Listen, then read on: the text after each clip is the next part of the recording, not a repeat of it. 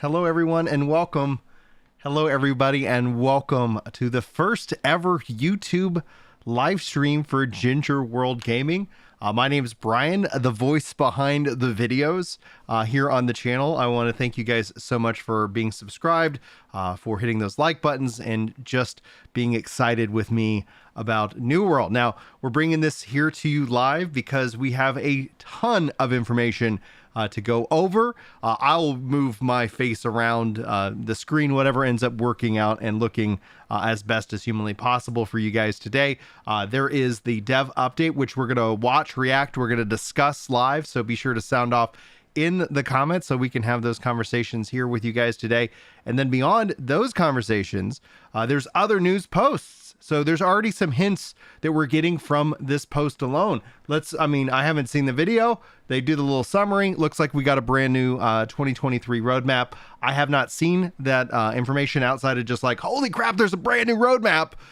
This is exciting. What a freaking exciting day. Let me actually get a little tunage going on here just to make things a little bit more lively.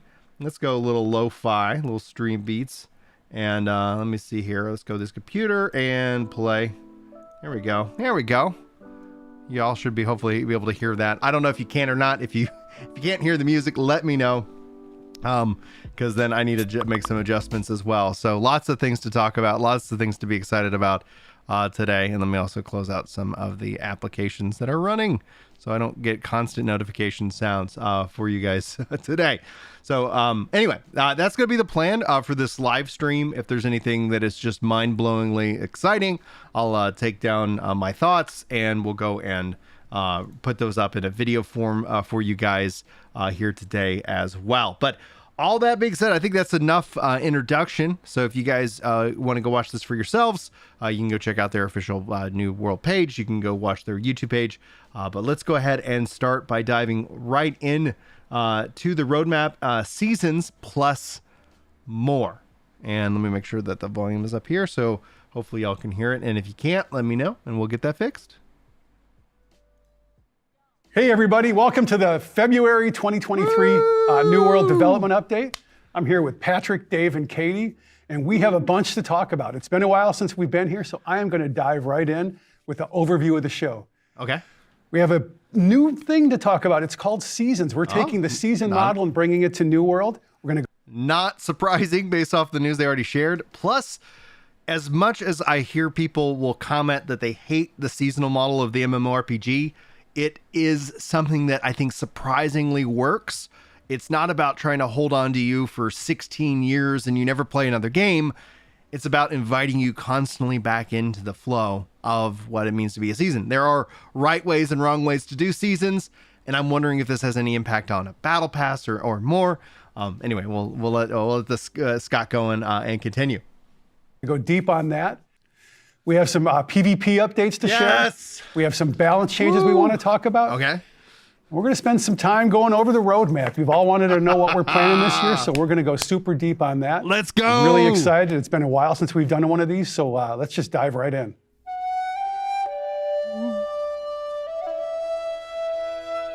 Going into seasons first, baby. So here we are. We're bringing the seasonal model into New World.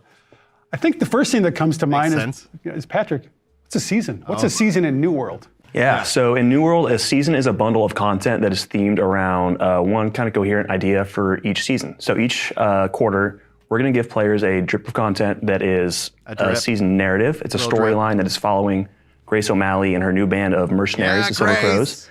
It's going to be a new season pass, which gives you a great way to find new cosmetics, new consumables, and other items on the season pass. And then also going to introduce other content with each season. So season 1, for example, something like the Empyrean Forge expedition is going to be included in the season. Nice. Awesome.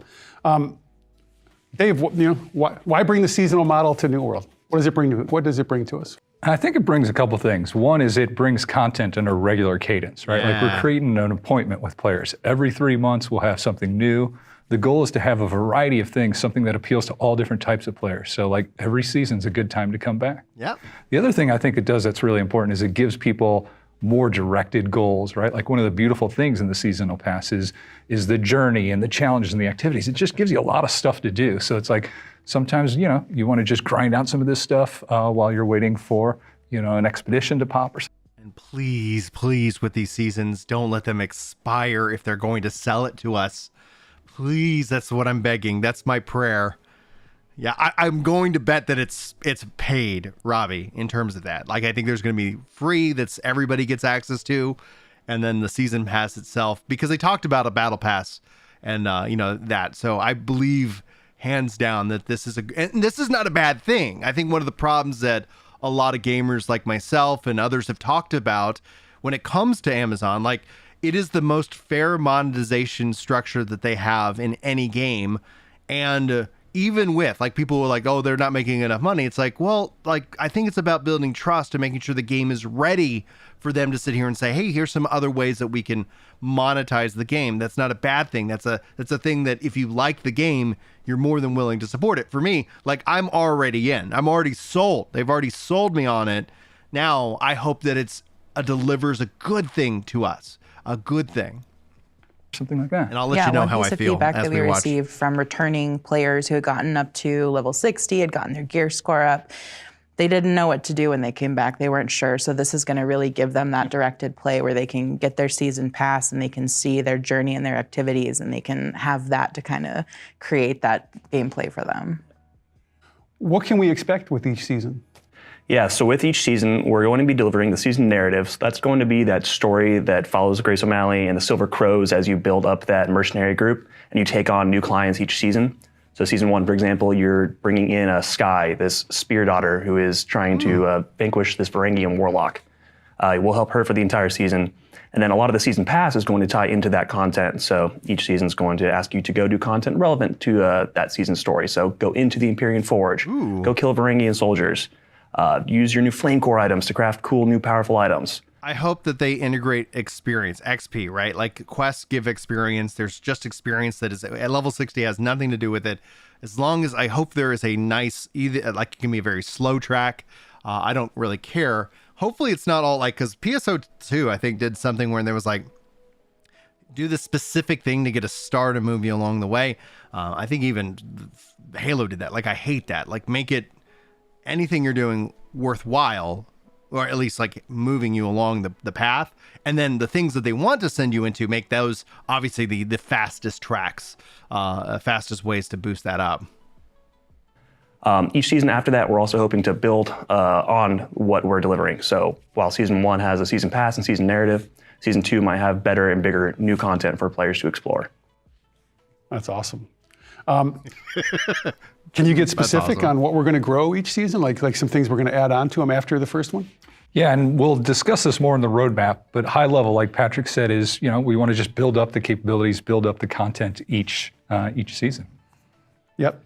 And Vapor, welcome in, says, any word on controller support? I really want to play. Yes, Scott actually has confirmed controller support is coming. The team behind the loadout system, which is dropping for the spring update, that's the team that's working on controller support as well. So my guess is that it's going to be sometime after loadouts get put out and refined. I would expect it to not be forever long because they want that. I'm also being told they want to bring it to console. If you guys haven't seen my coverage over on Ginger Prime today, legitimately they're picked up Throne and Liberty. Throne and Liberty controller support, crossplay support, console, PC. Like, Amazon wants to be absolutely everywhere. Abso-freaking everywhere. I'm so let me hear. Baby. Let's freaking go.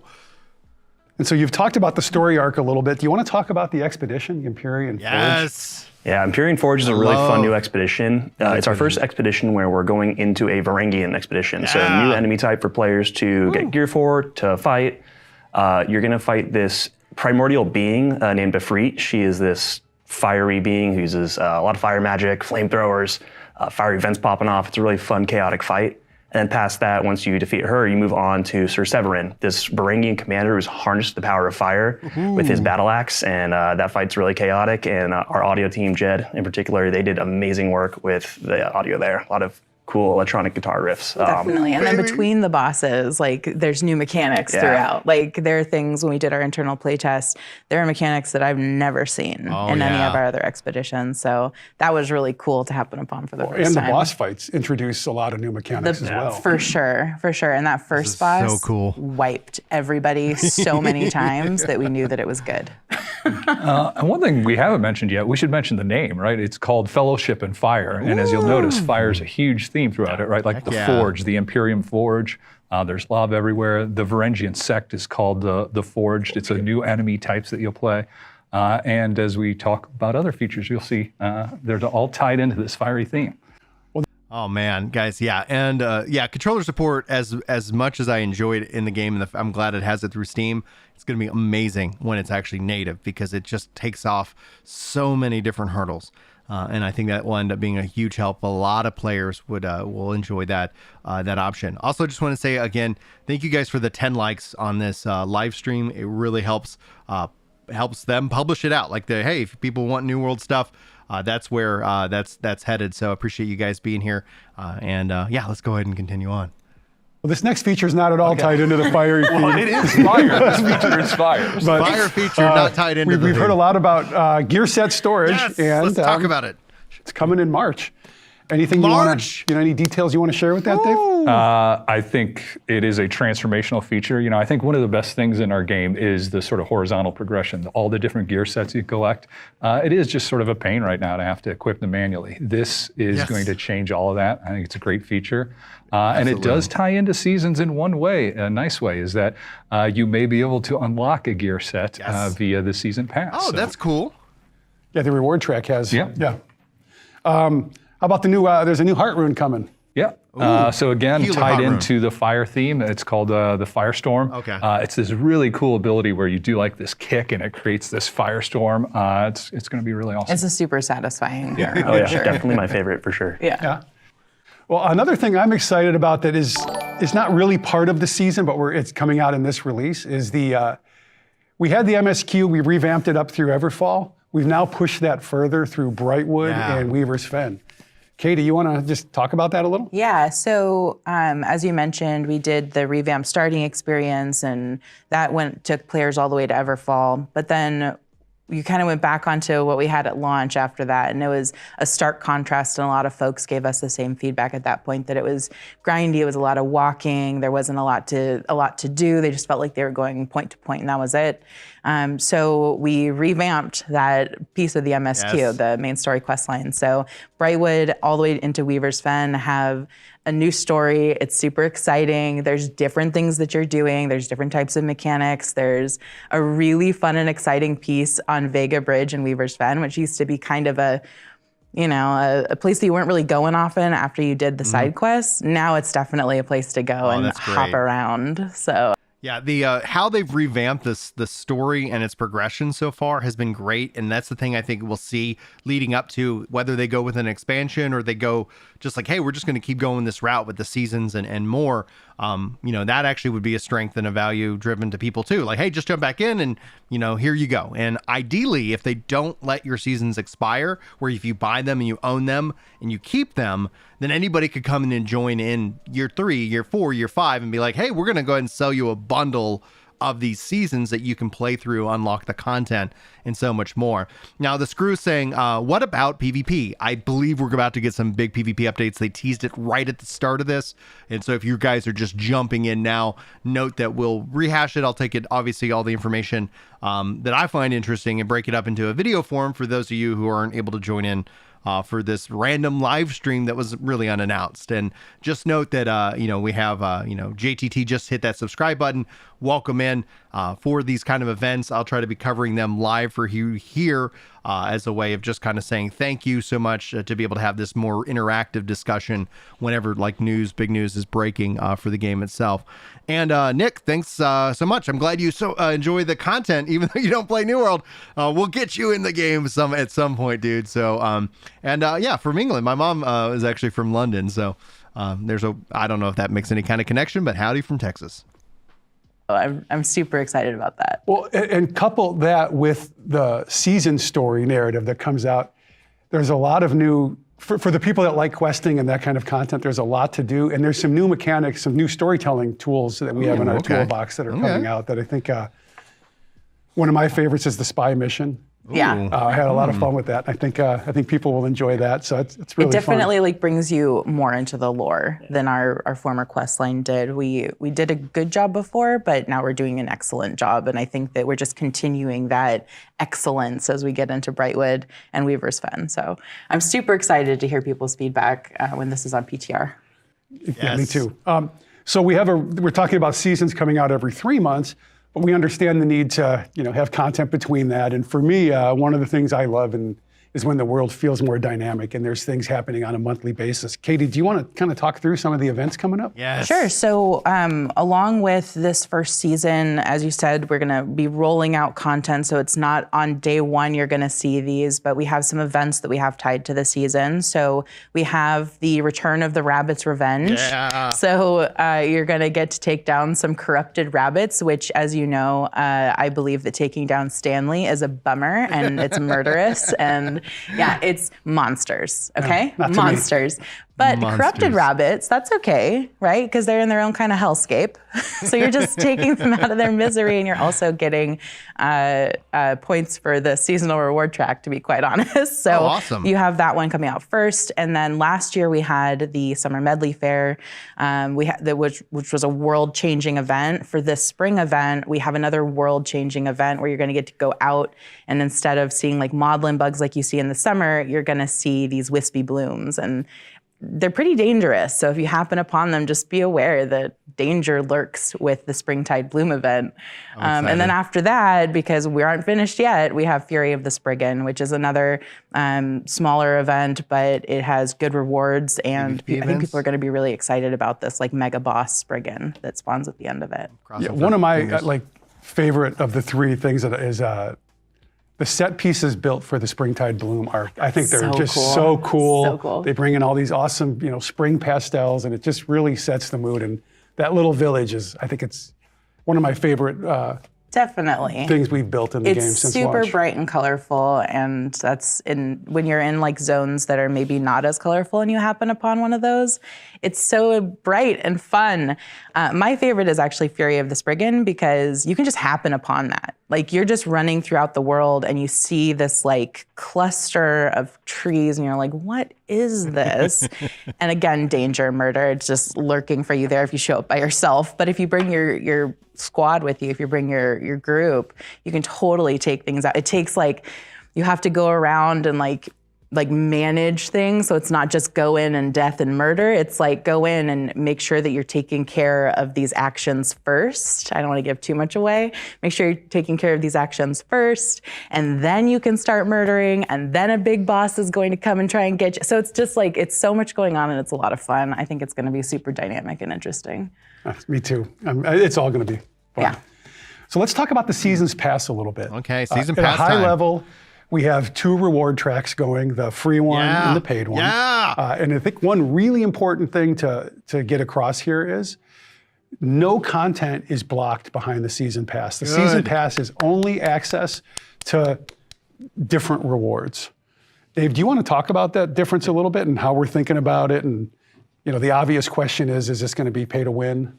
Yeah, so let me just high-level overview. There's 100 levels. There's a 100, free wow. track and a premium track. The premium track is going to cost 20,000 marks of fortune, which is roughly 20 bucks. 20 bucks, not bad.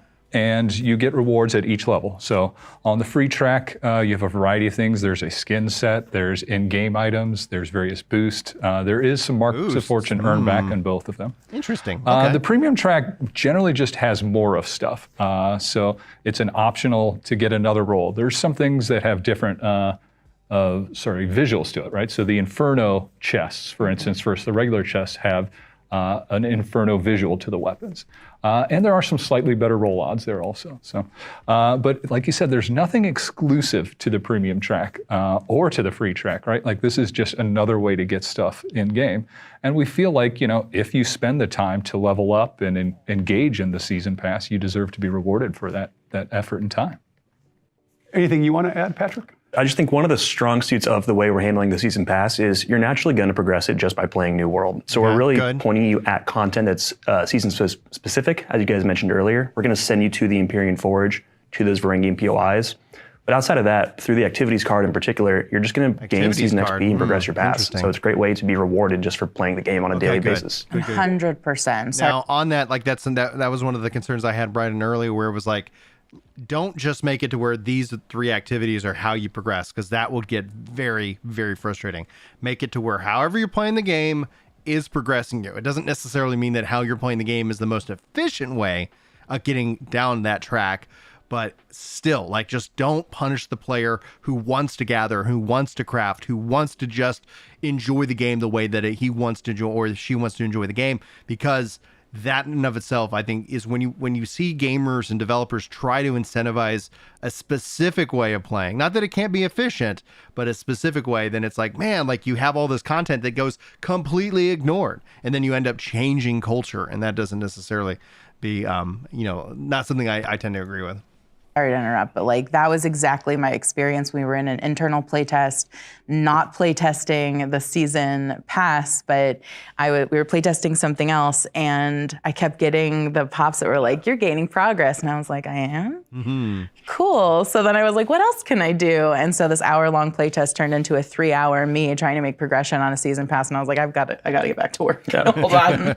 Well, I also like how, like, the cards, you don't have to do everything, so it allows me to optimize around the way I want to play and the stuff I find fun, or if I want to optimize on speed and I'm willing to trade off some stuff that I would normally do, I can do that as well. So I think it gives a lot of flexibility and freedom to the player. Well, that's seasons. So thanks everybody, and let's move on to the next one. Now, they did not talk about the battle pass essentially expiring.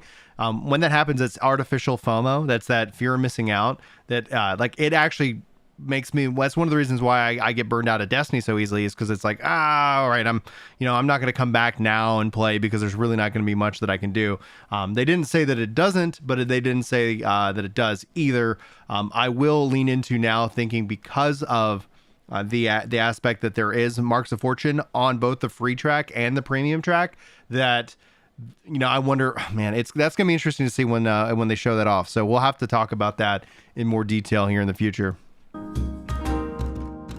PvP updates. I told you it was coming, the screw. All right, folks, we're going to talk some PvP. I got Rachel, Dave, and Phil with me for this one. So let's just dive right in. I know we got some balance changes coming that are going to have a pretty big effect on PvP. Yeah, so we actually have a whole segment where we're going to talk about balance changes next. But we did want to mention here, because we really think about the PvP meta when we are making these changes. We know it's gotten a little bit stale, and we're going to be working on that in the forward. But we really hope to shake up PvP and how the games are playing. And you want to go into detail on that, or you want to wait till we get to the next section? Let's go into the next section. Okay, good. We also have something I've been wanting for a while, which is enemy VFX signaling. So, okay.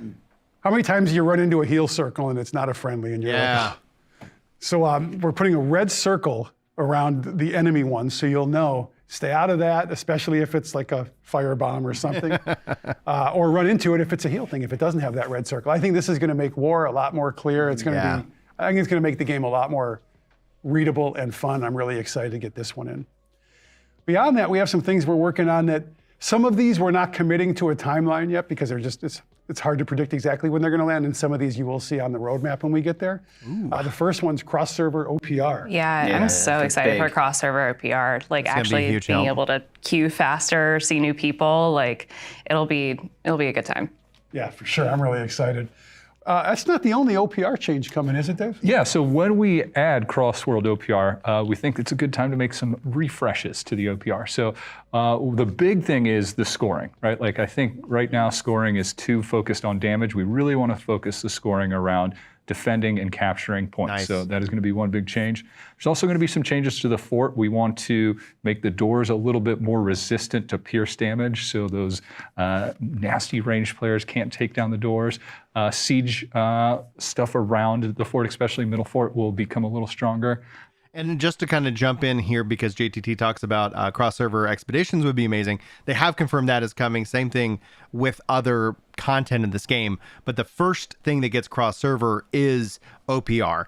Once OPR is done, then my bet would be that we'll see the 3v3 arena, and because that would ultimately open it up. And then when you get crossover expeditions, this is all playing into their overall goals with changes to the group finder as well. My personal hope is for just cross-server play. I love playing out in the open world in New World. I think that's one of its key defining components and one of its real big strengths that it has. And to be able to sit here and say, hey, we're going to go run portals, or we're going to go do the open world raids, or we're going to do these various different chest runs, to be able to open up and be able from any server, or at least any server within the region, be able to jump in. That's going to help build more strong communities overall. There's bigger challenges in that. I say that spending Amazon's money freely, knowing that it's not as easy as just like press play, but the developer in me and the design, like the way I think about it is like, these are critical components. It's unfortunate it wasn't existing in the game at launch. It's really cool to see that it exists both within Throne of Liberty and within Blue Protocol at launch. And thank you guys so much for the 41 likes. You've already pushed the stream over to 100 people, so thank you so much. It's a great free way of supporting the channel, by the way. So let's go ahead and let them continue on. We're talking OPR changes, balance changes, and more. And there's one more. I got to look at my notes. Sorry.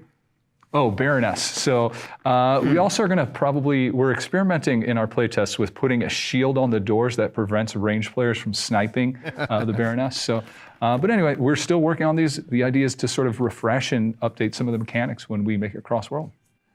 Speaking of refresh, Phil. Yeah.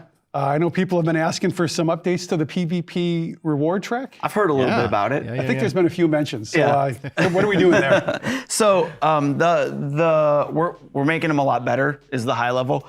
We haven't touched them since we haven't really updated the rewards or the progression since we introduced the feature. And now we're going to make some changes to really juice up the rewards to make them really valuable for PvP players. So players that are really focused on that, this is going to be an even more lucrative source for them to get good loot. And then also, we're taking a bit more of the RNG out of it, and we're going to make sure you get guaranteed really, really good rolls at like every 5th milestone on the track. And then also, every time you go through a level, you're going to be guaranteed to see good loot too. So we're making sure that it just shows up a lot more frequently, and players have a lot more options to get the stuff they're looking for. I'm sure that'll make some people happy. I hope so. Yeah, I think it's going to be really good. I'm excited for it for sure. Yeah. Cool. And then we're doing a new arena map, huh, Dave? Oh. Yep. So we are new map. Currently testing it internally. It's it's about the same size, but the layout is different to sort of shake up the gameplay. The idea is we'll turn this map live whenever it goes live, and we'll turn the old map off for a little bit, let players play the new map, and then we might switch between maps again in the future. So there you have it. Isn't there not one more you want to talk about? I think there's. I'd love to there's hear one that about. I'm particularly excited about. Someone penciled it. Yeah, this is kind of a biggie. My bad. The territory game is one of the more fun parts of the game, and I think there's some stuff we can do to make it even better. Yeah. We're calling it Influence version 2. And the funny thing in my notes is, Dave's like, make sure you talk about this first. So to show my defiance, it's last, and that's the way it is. But seriously, why don't you kind of give us a high level on what we're thinking there? Yeah, so for Influence V2, the goal is definitely to make it less grindy feeling, less, a lot more fun, and make it a lot more, bring people together in different territories. So we're putting up doing a scheduler for territories to earn influence. So certain territories at certain times will be available for influence, and everyone will swoop in and try to go after that territory to go to war. And then we're also adding in towers that you can capture similar to the current control point, and it will modify influence for the game. I think it's going to have fun having multiple targets to go to that will drive players around and create more smaller conflicts, I think. Are the towers always up, or is it just when the window is open? Just when the window is open. So that will be when you can go capture, and they'll modify the amount of influence you can earn from the missions. Nice. This is going to drive people into the different zones. The goal is to sort of make these influence races feel like an event. Yes, yeah. And we'll likely time the PvP reward changes with that, because we want to make sure if you engage in this new activity, that you get rewarded for it. Yep, you're going to be getting a good dose of PvP experience and Azoth Salt to go get those better rewards, and And hopefully, yeah, this focuses a lot of just action around specific zones at a time. I'm really excited, actually. Yeah. Anyway, so that's it for the PvP update. See that territory change, I'm really excited to see how it plays out, personally speaking, because this drives people into the specific zones. That's what I've been calling for. It's like incentivize, reward, and tell people where to go, right? Like if you want to just run around the world, that's fine. You can run into those like situations. But it's like if you want to do the open world PvP, these are the zones that it's happening in, and then that essentially communicates people want to. There are people who really want to, but then it's like, okay, well, why? Why should I do that? Why should I risk it?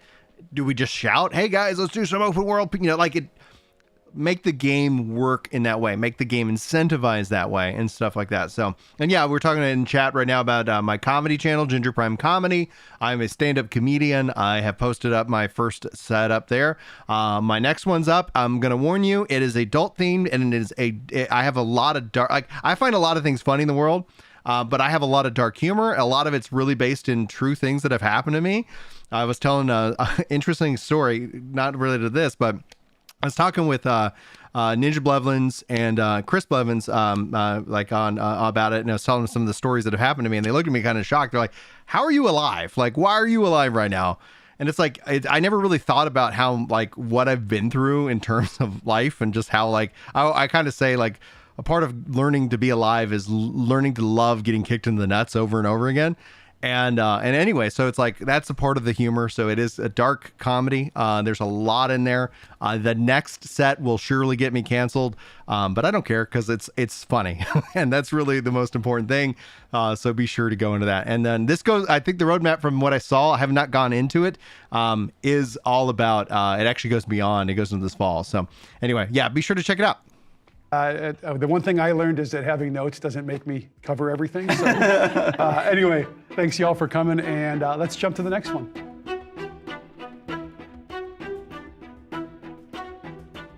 All righty, time to talk about some balance changes. I know you've all wanted these for a while. I got Tony and Phil joining me and Dave this time, so I'm just going to jump right in. Let's start with combat. Like I think that'll be an interesting conversation. Dave, why don't I think I've heard a few people mention problems with the musket. You want to dig in on that just a little bit? Yeah, but before I do, I want to mention all these changes for combat are coming in Season 1. So everything we're going to talk about in combat in Season 1. And second, I think just that, like we mentioned, combat updates are going to be a bigger part of seasons moving forward. We're going to try to make big, meaty combat updates every season. So let's talk about what comes in Season 1. Musket. Yeah, so I have heard so. So we're starting off with the most controversial change here. Musket is obviously an issue in some modes, OPR specifically. But when we looked at how to resolve this, to really make it balanced, we were going to have to turn it into like a wet noodle, like not doing any damage. And that didn't seem like a good path. So we're trying something a little more controversial. We're adding in an accuracy to the weapon that goes away over time. The idea is you've got to sort of center your shot, take aim. So what we're trying to do is create a feel for the weapon, right? Like the bow is your rapid fire, but whereas the musket is, the deadly, but takes a little bit longer to set up shot. It'll be in PTR. Let us know what you think. We think it's a way to sort of balance the weapon and give it an identity. That's gonna be interesting. It's exciting. Do you think it's going to have a dramatic effect on PvE? No, not as much, right? Because I think in PvP, people are more erratic. They dodge, right? In PvE, a lot of times the enemies sort of run at you. So it doesn't impact the PvE as much, which we actually liked a lot. Yeah, if you're going for center mass, you shouldn't really have a hard time on a mob. Cool. You want to talk about some of the equip load changes? Yeah, so I think another part of the meta that I think people are feeling is a little bit stale is light meta has definitely taken over, and I think we want to shake that up a little bit. We like light, we love the way it plays, but we think it needs to have balances. So one of the things we're doing is we're changing the damage mitigation formula to take armor into account for various perks. Shirking, Fort, and Resilient are the main ones, right? So those perks will be less valuable if you're in light equip than in your heavy equip. And the goal there is like, yes, be light. It gives you mobility, it gives you damage, but we don't also want to make it give you a ton of defense. So like you've got to become a glass cannon if you want to wear light. Mm-hmm. Does that improve the build choices then for tanks? I think our hope there is that it gives all the equip loads a little bit more of an identity, right? There's no one that does it all, which it feels a little bit like. I'd like to see more brought in with blocking, personally speaking, in terms of that, but maybe this will have an impact. Like Light does right now. Yeah, that's exciting. Yeah, I'm interested in playing it and seeing how. No, because it'll be nice. Like you sometimes, like I have a tank character, and it feels like dumb to bring it to OPR. So I think it'd be cool if I could find some use out of that. And especially, we talked earlier about some of the scoring changes in OPR, right? Like defending points and taking points are going to be more valuable. And with this change, it's going to be a little bit more difficult for ranged. Yeah. So I can see Heavy taking a little more prominent role. Well, I know there's changes coming to the hatchet and to the greatsword. Yeah, so I think both of these weapons were a little bit on the overpowered side, so we're taking a little bit of a look at both of them. So the greatsword, I think the main adjustments here are the weapon was just a little too sticky. If you've ever played PvP, it is hard to get away from a greatsword person. There's a lot of what we call homing on the weapon, so we're taking a look at that and reducing it a little bit. And we talk about this. We actually were talking about this before we filmed this, but it's okay if the meta changes. It actually is good. It's fun. It changes. It gives you different things to chase, different reasons to use. On that note, whenever meta changes, etc., it's important to say that as a player that you have options, right? Like one of the things I see is a lot of people will bow down and serve the meta, and they get so tunnel vision that they never go and experience some of the fun aspects of what an MMO can offer, right? And what ends up happening is that player will hear this, will see this, will get impacted by this, and be so pissed by all of this. And then they'll have to go maybe start over, start leveling up another weapon or chasing whatever the new meta ends up being. And the point is that you should focus in on the fun before you focus in on efficiency. 9 times out of 10, there can be fun in efficiency. I find, as somebody who's got kids and a family and limited time to game all the time, that efficiency, finding that aspect, is a part of the fun. But when people just like forget fun and it's all about like trying to be optimal, those are the people who will come into the comments and they'll just be like, "This game sucks. I played 5,000 hours into this, and it like this worst ever." Blah, blah. Like they burn themselves out so hard, and on these changes they end up being so fragile in that, because it's like, oh, this changed, now I have to go and relearn all this.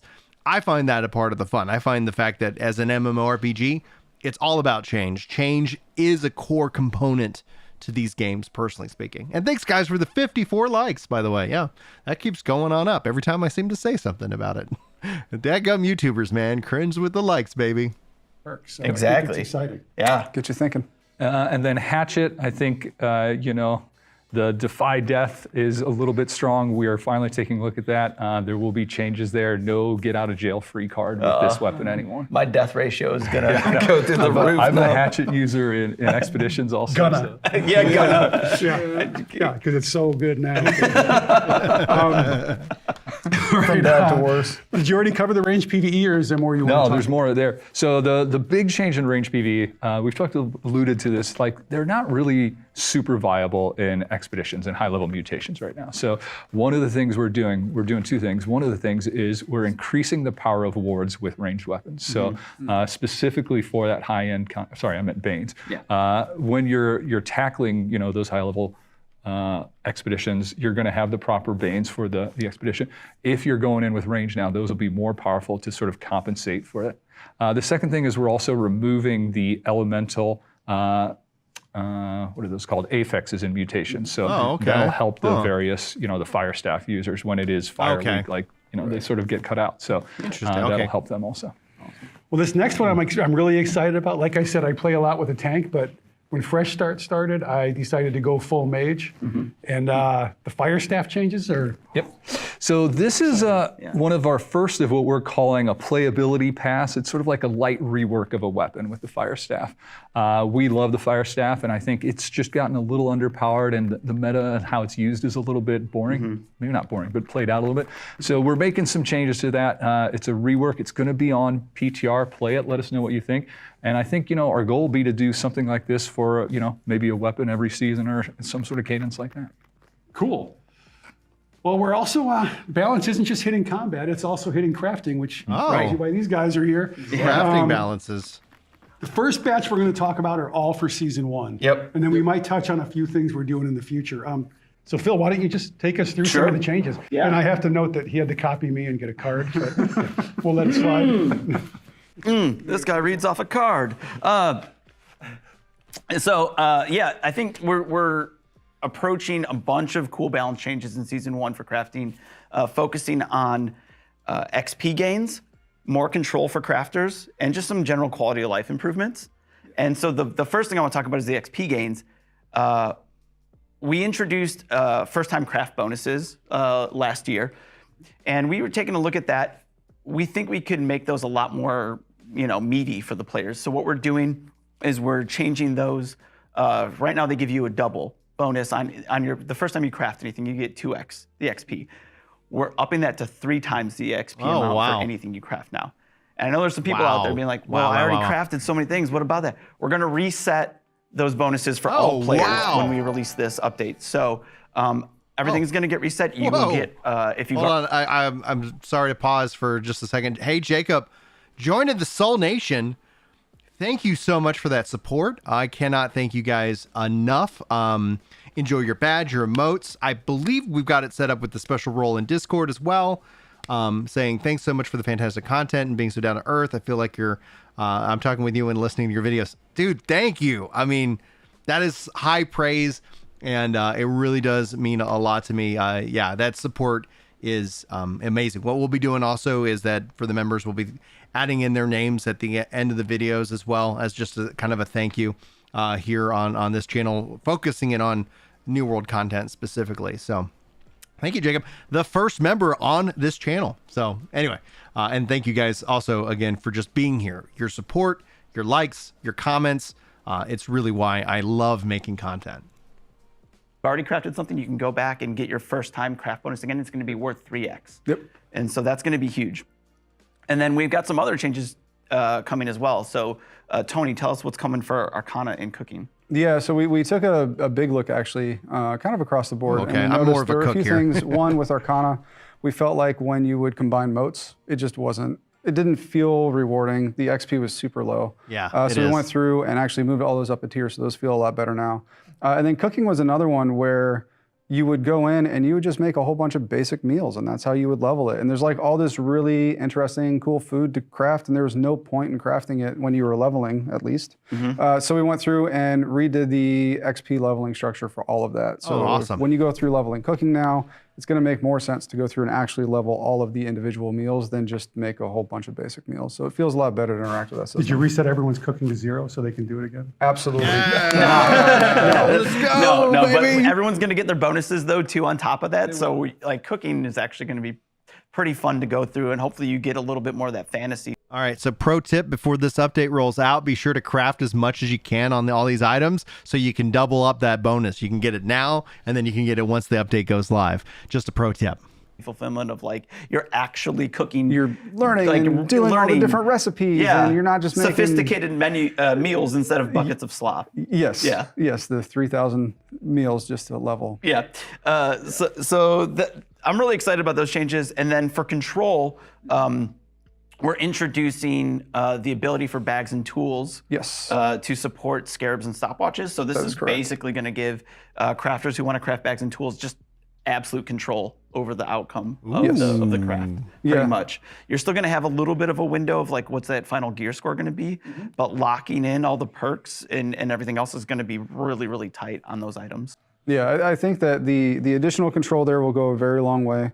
I'll be interested to see if players lean more towards stopwatches or towards scarabs, because I feel like on tools and bags, we really want that 600 for that extra perk. The stopwatch may be the way to go, but we'll see.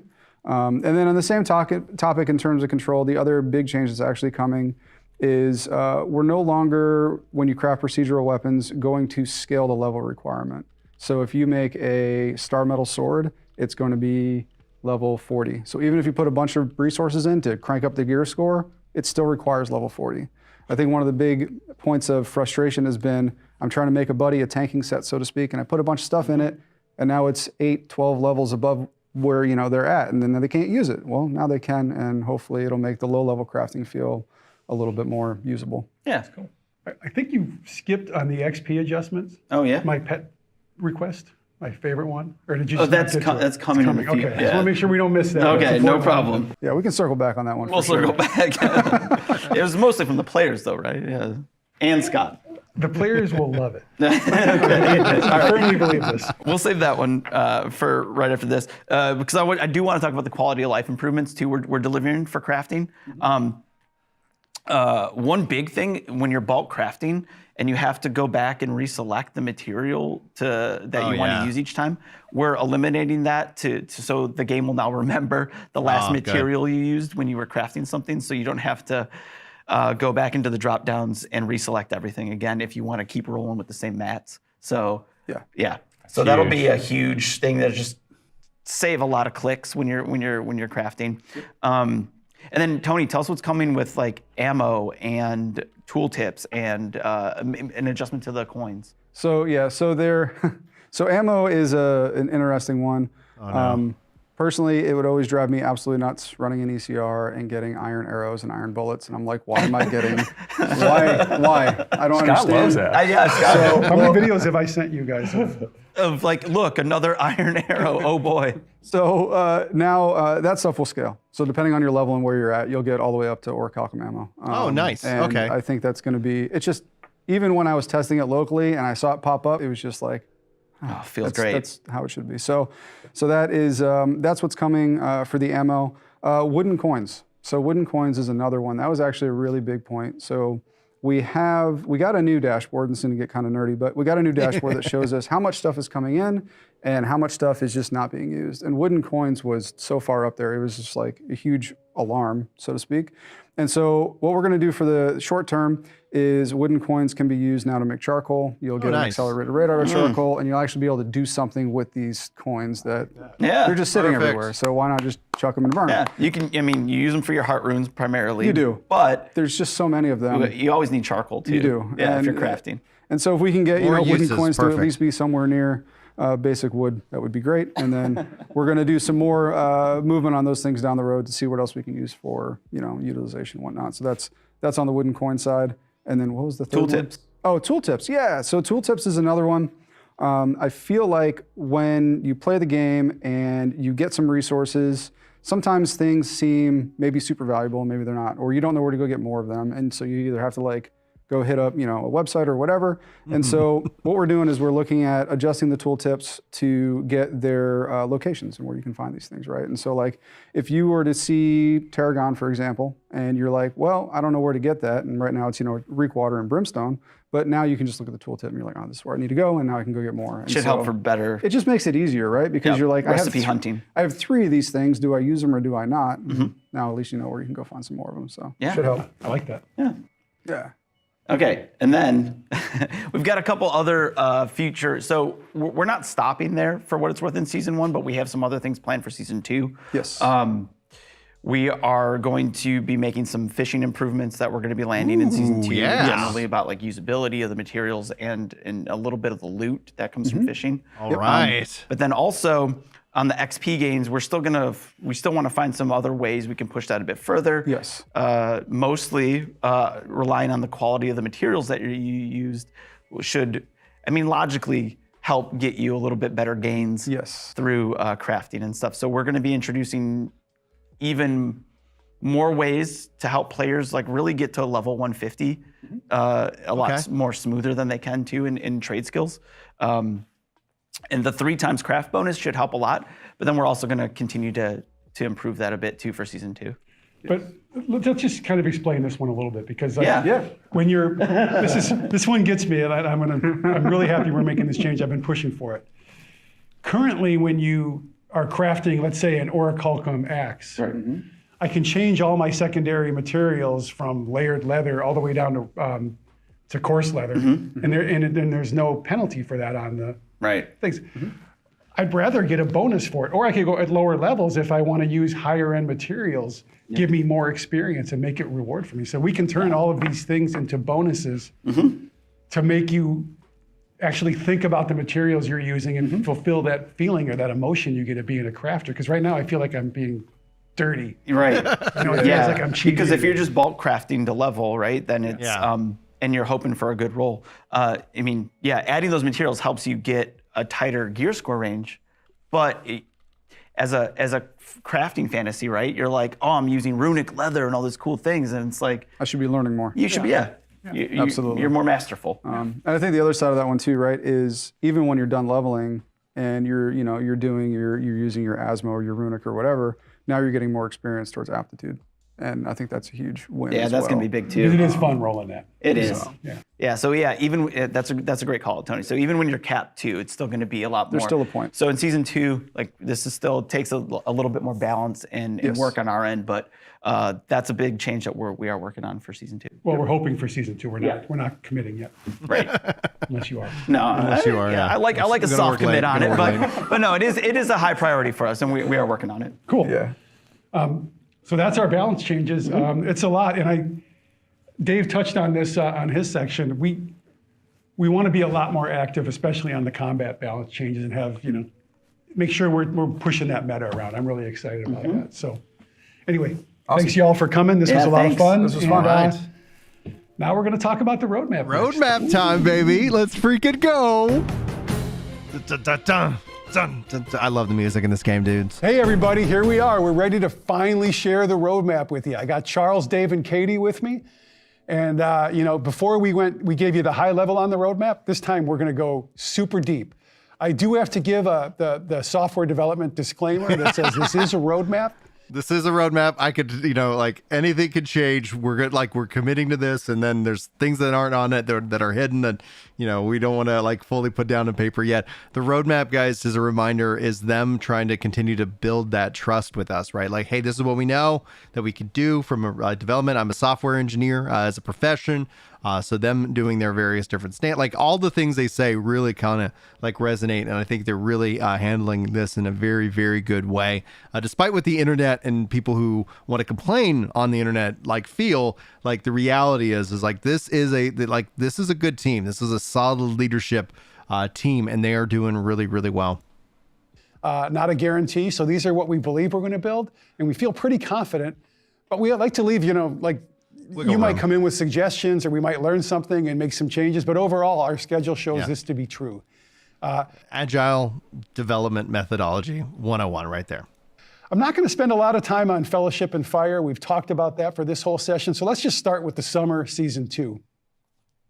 As you can see, hopefully Levin is properly sharing the roadmap on the screen somewhere. I'm going to call out some of my favorites. I'm personally most excited for Transmog.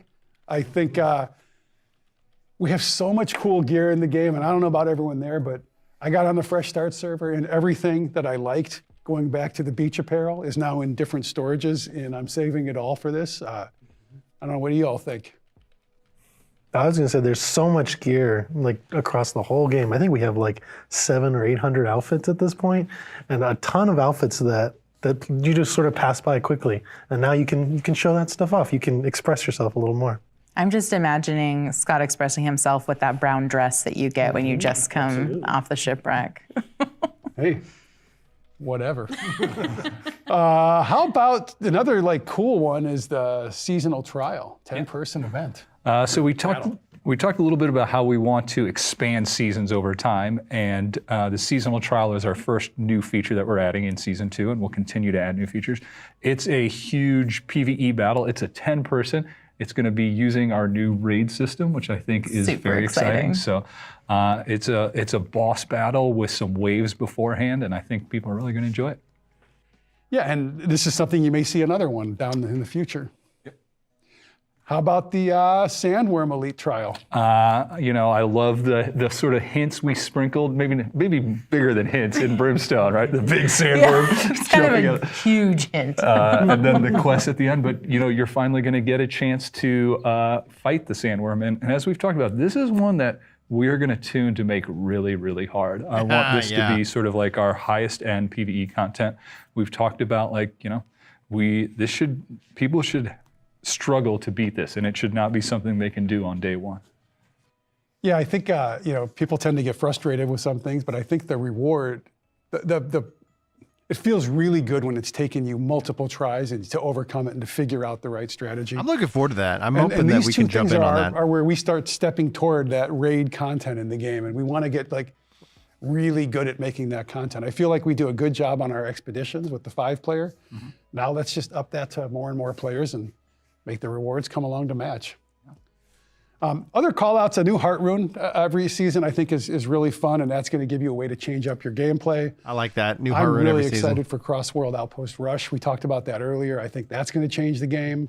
It's just going to give you more opportunities to play Outpost Rush. Yeah, it's going to make your world feel like it's your home and you can always play that mode. So I think that's going to be really cool.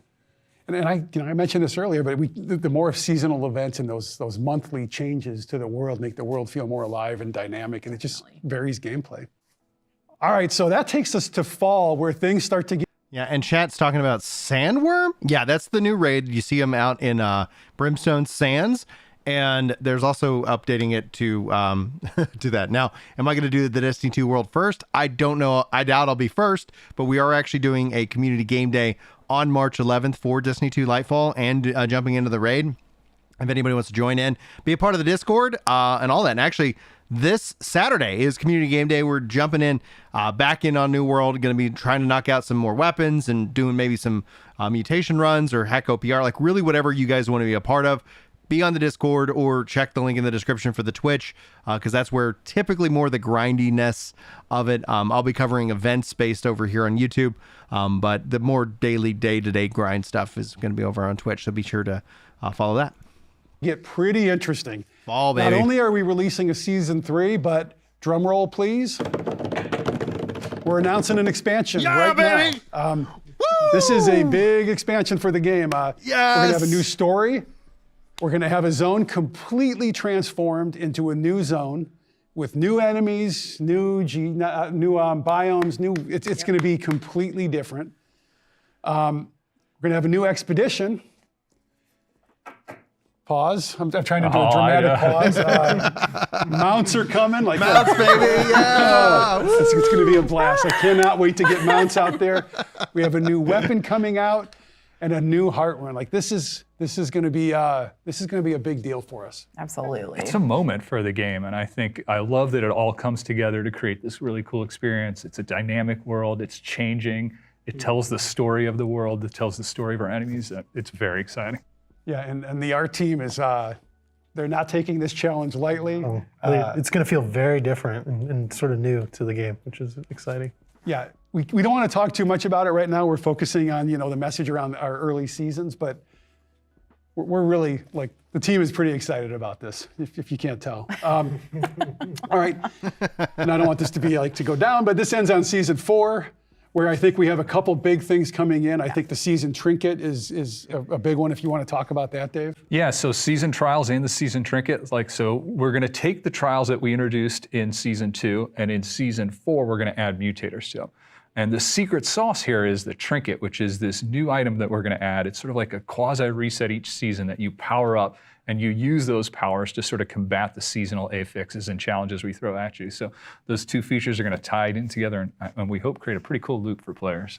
Yeah, and while I'm excited about all this, another one that jumps out to me is the seasonal territory control. I think that's going to be really interesting. Absolutely.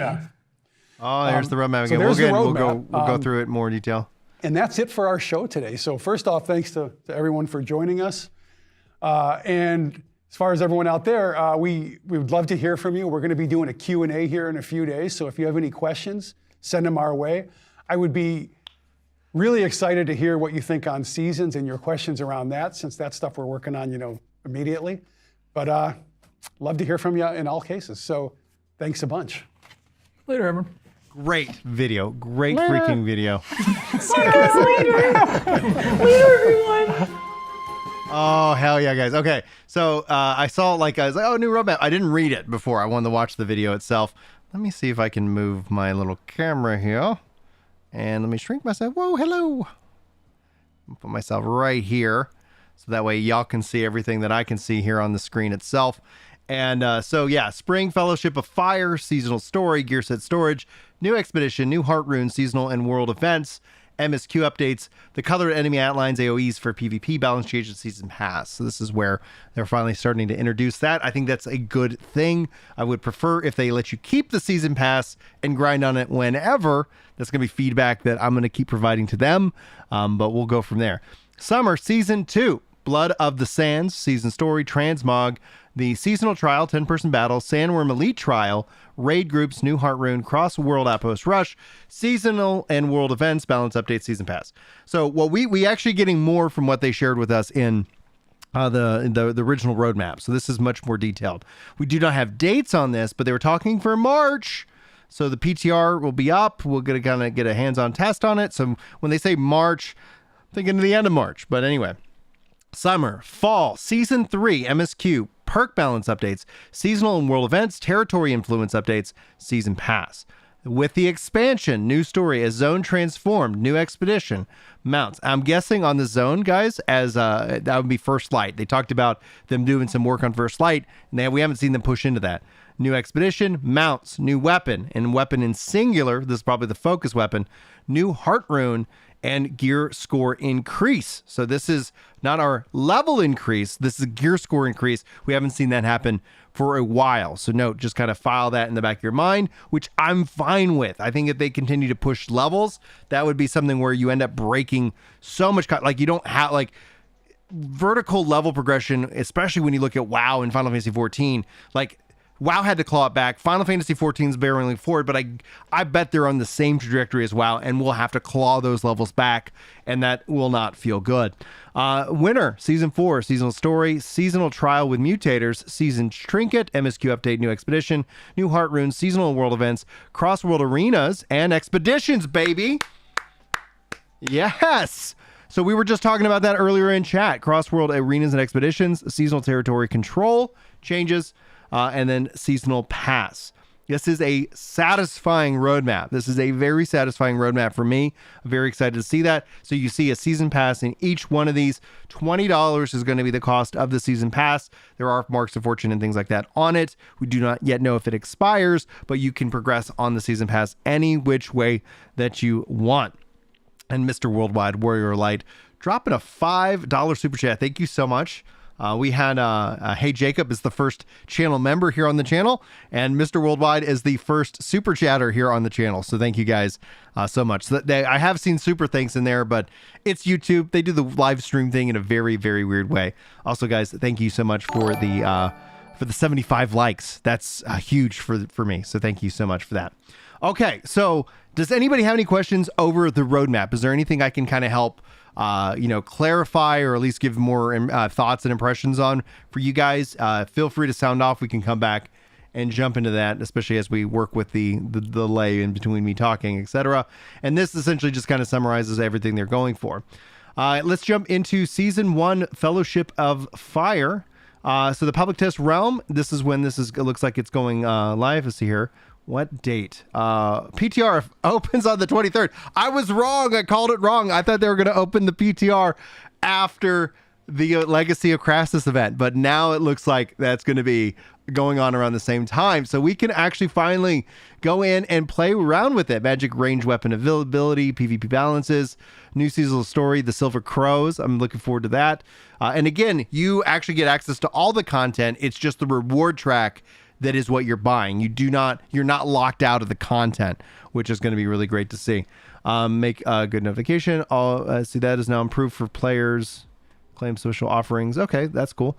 Alt character mitigation. Players with more than one character, single server, can now have to declare only one of them as their PvP active character. Okay, that's important because not everybody gets this multiple characters on the same server. That all came through migration.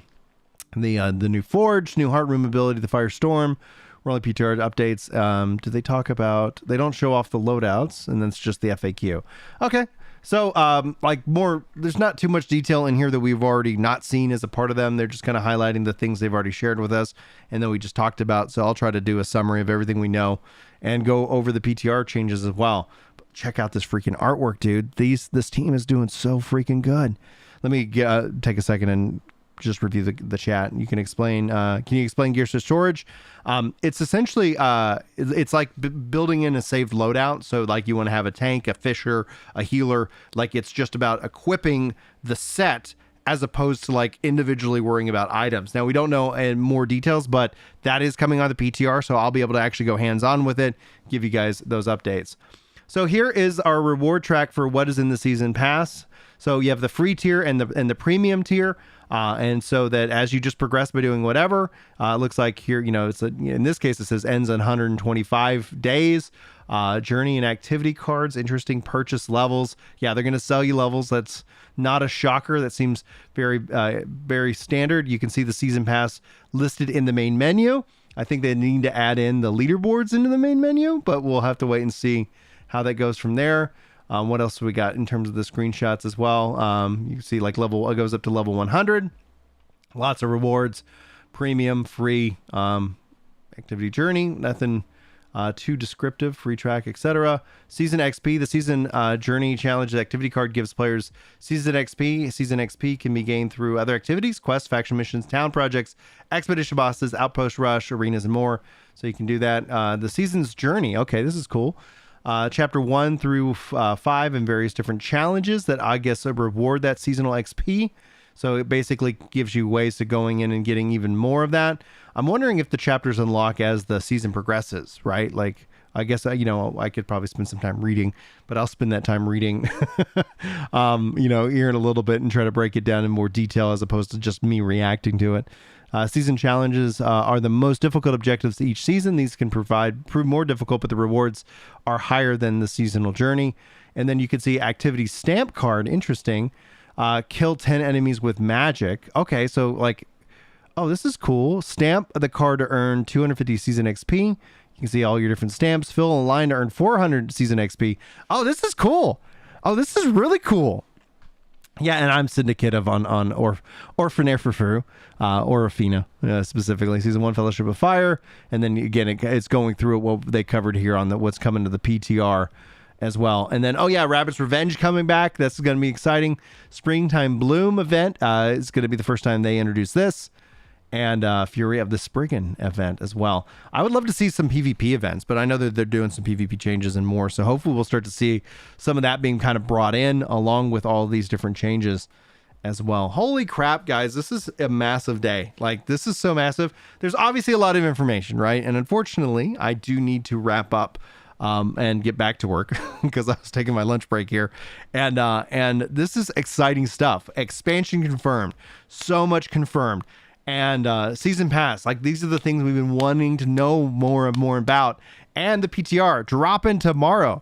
Amazon picking up Throne and Liberty, got Blue Protocol. Like, if you guys aren't paying attention to what Amazon is doing, let me tell you, they are making moves. They bought they bought the Tomb Raider franchise. They've got so many things in the works. They got other games and they're building on internally as well. So it's going to be wild. Yes. Whew. All right, guys. Thanks so much for the 90 likes. Thank you so much, Mr. Worldwide, for the super chat. Thank you so much, Hey Jacob, for the membership. And thank you guys so much for hanging out with me for this event. We've got much more to talk about, and I'll be sure to break this down, summarize all the information for you guys in a video later today. So that way, if you miss the live stream or you don't end up want to watch and hang out for these things, you can go watch that video. Speaking of which, though, that for these events, for like kind of the bigger things to kind of talk about and have these conversations, I'll do that live here on the channel for you guys so we can talk New World. And that's the goal. So anyway, I'm going to wish you guys all the very best. Thank you so much for being here. Hopefully I will see you in the next live stream and or video. And subscribe to the channel if you haven't already. It really does help me out. It gives me lots of cool opportunities, of which I will like to share with you guys, hopefully here in the near future. But I'm gonna wave it out. Thanks guys for being here. I will see you next time.